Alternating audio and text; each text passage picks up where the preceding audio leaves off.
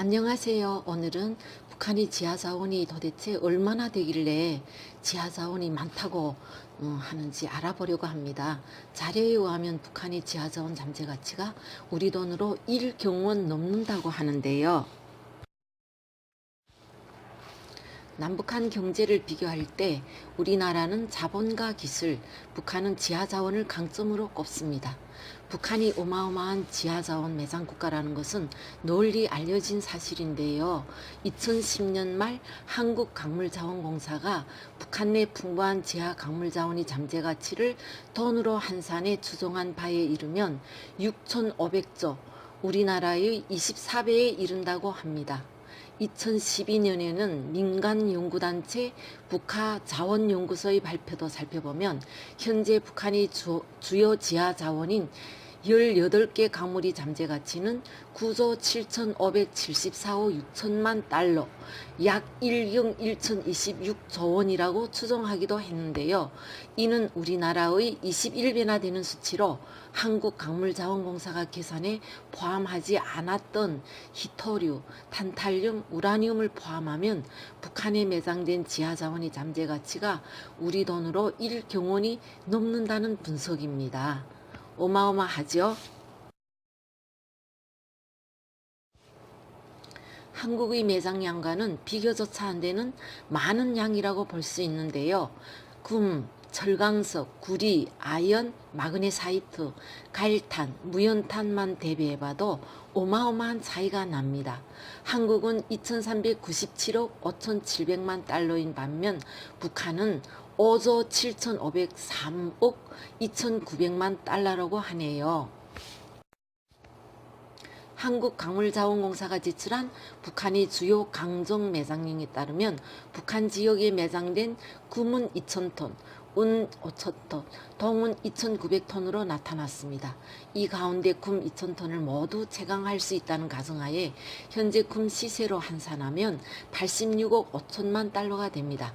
이와 함께 북한 지역에 매장된 주요 강정은 아연이 2,110만 1,000톤, 히토류가 2,000만 톤, 석회석 1,000억 톤 등으로 나타났습니다. 또 광물자원공사는 북한이 발표한 주요 강정의 매장량 가운데 세계적으로 그 신뢰성을 인정받고 있는 것은 60억 톤에 이르는 마그네사이트 하나로 세계 3위라고 설명했습니다. 다음은 북한의 주요 강물 현황인데요. 강물의 매장량과 분포 지역을 게시하였습니다. 이 사진은 무산강산의 한쪽 모습인데요. 무산강산은 산 전체가 강석이어서 산 위에서부터 발파하여 산을 차례로 깎아내는 식으로 채광을 하고 있습니다. 위에 덮인 흙을 걷어내면 다 강석이기 때문에 저 산에 피는 진달래나 다른 열매들을 먹으면 탈이 나 보이는 곳이 일제강점기 만들어 놓은 성강장인데요. 지금은 더 많이 확장하여 크게 만들었고 설비들도 나름 현대적인 스위스 제품으로 교체하였지만 이제는 또 많은 세월이 흘러서 뒤떨어진 설비가 되어 있겠죠. 여기서 보는 것처럼 이렇게 계단식으로 발파를 하면서 강석을 캐낸답니다. 이 강맥이 기차를 타고 1시간 반 걸려 도착하는 고무산까지 이어져 있어서 아마 100년을 걸려도 다 캐내지 못할 것으로 생각됩니다. 여기서 캐내는 강석은 자력선별기를 통해 선별한 후 간수송이나 기차수송을 통하여 김책 제철소에 공급합니다. 지금은 중국과 계약을 맺어 중국 쪽으로 많이 넘어간다고 하네요. 이곳은 눈 덮인 재령강산 모습입니다. 재령강산은 적철강으로서 노천강산이기는 하나 위에서부터 밑으로 둥근 우물 모양으로 파들어가는 형식으로 채취를 진행하며 재령강산에서 생산된 철강석은 송림제철소에 공급됩니다. 검덕강산 전경입니다. 단천지구에는 검덕강업연합기업소, 용량강산, 동암강산, 만덕강산, 허천청년강산, 상농강산 등 대규모 채취공업 기업소와 중소규모 강산들이 배치되어 있습니다. 검덕강산은 세계적으로도 큰 규모를 갖춘 연아연 강산입니다. 저는 금독강산에 2회에 걸쳐 방문하였고 방대한 규모와 갱도 깊이에도 놀랐습니다. 깊은 갱에서 채굴하여 벨트 꼼뼈로 운반하며 부유성강을 합니다. 부유성강으로 연 아연 등을 띄워서 잡아내고 그의 금은은 함유량이 적다 보니 선별 기술이 부족하여 그대로 버리기 때문에 금독강산 앞으로 흐르는 강 바닥이 금은빛으로 햇빛에 엄청 반짝거리고 있었습니다. 용양강산 전경입니다. 노천강산이며 산 전체가 마그네사이트랍니다.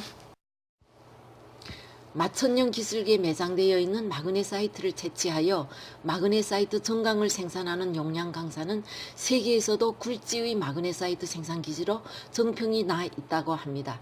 일제는 태평양 전쟁의 군수품 조달을 목적으로 이곳 노천강산에서 강철 생산에 필요한 마그네사이트를 대량으로 탈취해 갔었습니다. 강복 직후 용양강산은 새롭게 변화했습니다. 강산에서는 1200m의 산 봉우리에 대형 굴착기를 끌어올리고 2개월이라는 단기한 내에 대규모의 금산 낙강정 공사를 준공하였으며 금산, 돈산, 4.5산, 2.8산 등 산 봉우리에 계단식 채굴장을 건설하고 여러 곳에 낙강정을 설치하였습니다. 그의 신부와 서향산 지구에 갱내 채굴장을 형성하여 노천 채굴과 갱내 채굴을 결합시킴으로써 강물 생산에서의 새로운 비약을 가져오게 되었습니다. 옥돌은 단천과 금골 사이에 있는 강천강산에서 채취됩니다. 포고 옥돌은 녹색 또는 항색기가 돌며 순도가 높은 각섬 석류의 옥돌로서 강물학적 연구와 온석면 탐사에 좋은 자료가 된답니다. 운율강산 청년 강구 모습입니다. 운율강산은 황해제철 연합기업소의 산하기업소입니다. 운율강산에서 철강을 채굴하여 황해제철 연합기업소에 공급하고 있습니다. 이곳이 철강은 1905년부터 채굴하기 시작하였습니다. 일제는 이 강산에서 강복 전까지 수백만 톤의 철강석을 낙탈하여 갔습니다. 강복 후부터 6.25 전쟁 전 시기까지 철강석을 채굴하다가 전쟁 시기에는 생산을 일시 중단하였으며 전후 다시 채굴을 시작하였습니다. 그 후로 현재 운율강산은 수십만 톤 능력의 철강 생산기지로 발전하였습니다. 운율강산에서 캐낸 강석을 장거리 벨트 꼼뼈로 수송하고 있습니다. 자료를 보면 북한의 마그네사이트 매장량이 세계 3위, 흑연 매장량은 세계 4위로 알려진 가운데 현대경제연구원은 한국에서 쓰는 자원이 2분의 1만 북한에서 조달해도 연간 154억 달러, 약 66조 원의 수입 대체 효과가 있을 것이라고 내다봤습니다. 특히 산업이 기초 원자재인 철의 경우 현재 자급률은 1%에 불과하기 때문에 통일 후 내수의 50%를 북한에서 조달할 경우 예화 전력에 톡톡히 도움이 될 수 있다는 것입니다.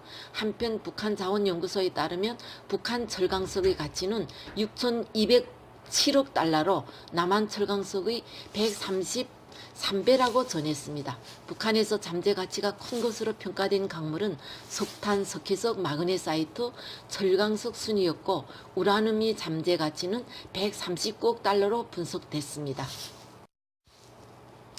총 360여 종의 유용 강물은 200여 종이나 된다고 합니다. 함경북도 무산군을 중심으로 항해남도 운율과 재령 일대, 함경남도 허천, 덕성, 삭수지구를 비롯하여 강원도 창도군에 많은 양의 철강석이 매장되어 있습니다. 금운, 동은 평안북도 운산, 삭수지구를 비롯하여 전역에 분포되어 있고요. 연, 아연강은 함경남도 단천과 양강도 등 20여 개 지역에 분포되어 있다고 합니다. 마그네사이트 강은 전 세계의 50%가 함경남도 단천에 매장되어 있고요. 석탄은 북한이 전 지역에 분포되어 있습니다. 최근 세계적으로 각광받고 있는 히토류에 북한이 관심을 가지게 된 것은 김정일이 죽기 전 히토류에 대한 탐사 및 개발을 지시하면서부터입니다. 현재는 2100톤에 매장되어 있는 것으로 알려져 있고 탐사 단계라고 합니다. 이런 북한이 소중한 지하 자원이 해외에 헐값에 수출되고 있다는 뉴스가 종종 나오는데요. 속 사정을 들여다보면 북한이 예하보리로 강물 자원을 수출하는데 유엔 제재 때문에 유일하게 중국에 수출을 하고 있기 때문에 헐값에 팔린다는 것입니다. 북한은 석탄과 철강석을 대부분 수출하는데 예를 들어 시중 가격이 100달러면 한 7 내지 80달러에 수출할 수밖에 없는 것이죠. 북한이 풍부한 강물 자원과 남한의 기술력이 합쳐진다면 통일 한국의 경쟁력이 더욱더 견고해질 텐데요. 과거에는 남북 간 정부가 합의에 따라 북한의 강물 자원 탐사 현지 조사도 가고 강물 자원을 이용한 경제 협력 사업이 움직임도 보였었습니다. 그러나 지금은 일절 중단된 상태이기에 북한이 강물 자원의 해수출 소식이 안타깝기만 북한이 지하자원을 제대로 개발하기 위해서는 무엇보다도 전력을 비롯한 기반시설을 구축하는 것이 필요합니다. 예를 들어 인프라가 갖춰져야 강산을 개발할 것이고 개발을 해야 생산을 하며 생산을 해야 자국산업에 들어가든 수출을 하든지 선순환 구조가 이루어진다는 것이죠. 모쪼록 미래 에너지 강국으로서의 통일 한국을 기대하며 우선 풍부한 지하자원을 탐사 개발하는 남북의 경제협력이 빨리 이루어지기를 소망해 봅니다. 지금까지 시청해 주셔서 감사합니다. 도움이 되셨다면 좋아요 눌러주세요.